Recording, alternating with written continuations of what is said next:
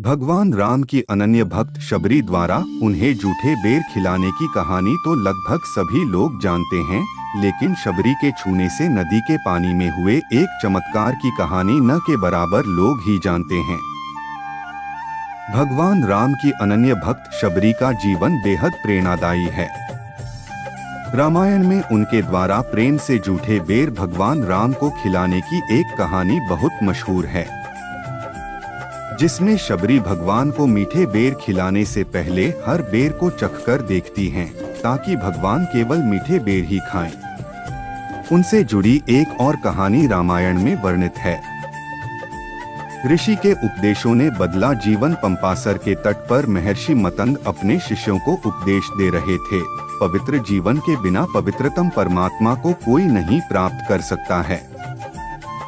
जीव मात्र पर दया करो और भगवान राम का ध्यान करो, यही धर्म है। जाति कुल की बाधा से धर्म सदा मुक्त है।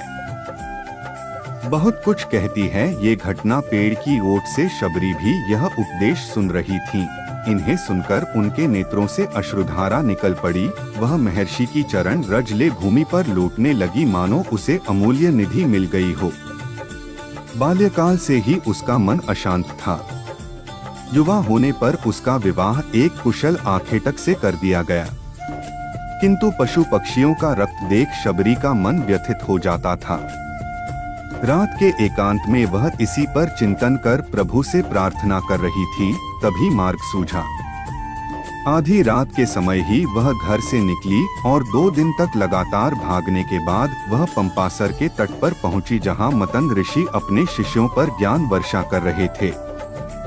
ऋषि के वचनों को सुन उसे असीम आनंद की अनुभूति हुई, तो कुछ दूरी पर एक कुटिया बनाकर रहने लगी। शबरी बेहद सरल हृदय और परोपकारी थी। वह नित्य ही ऋषियों की कुटिया के रास्ते को साफ कर, जल छिड़क कर, द्वार पर सुगंधित पुष्प और हवन के लिए सूखी लकड़ियां बीन कर रख देती, ताकि ऋषिगण अपने पूजनानुष्ठान का कार्य अच्छे से कर सकें। प्रातः ऋषिगण यह सब देखकर चकित रह जाते थे। एक बार शिष्यों ने रात भर पहरेदारी की तो पता लगा कि यह काम शबरी कर रही थी।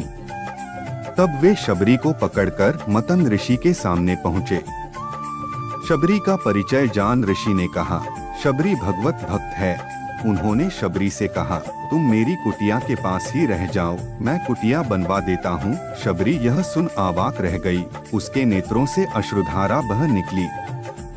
खून की तरह लाल हो गया सरोवर का जल। मतंग ऋषि के इस निर्णय से अन्य ऋषिगण कुपित हो गए। पंपासर से स्नान कर आ रहे एक ऋषि ने शबरी को डांटते हुए कहा, अधर्मी कहीं की, मुझे स्पर्श कर अपवित्र कर दिया।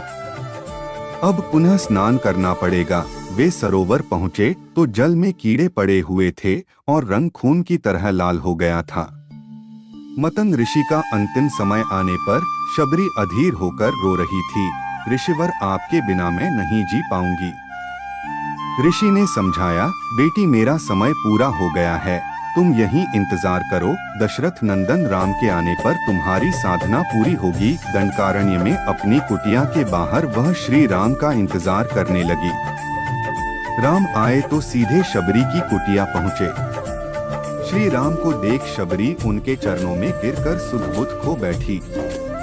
श्री राम ने उसे प्रेम से उठाया तो शबरी बोली, प्रभु मैंने आपके लिए मीठे बेर एकत्र किए हैं।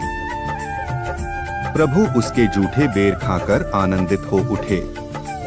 इस दृश्य को देख मतंग ऋषि पर कुपित मुनिवर पश्चाताप करने लगे। शबरी के छूते ही निर्मल हुआ जल। मुनिवर ने लक्ष्मण जी से पंपासर के जल के बारे में बताया तो वे बोले, मतंग ऋषि से कुपित होने, शबरी का अपमान करने और मिथ्या अभिमान के कारण ऐसा हुआ है। शबरी के उस जल को स्पर्श करते ही वह शुद्ध हो जाएगा। भगवान के आदेश पर शबरी ने सरोवर को स्पर्श किया तो वह पहले की तरह निर्मल हो गया।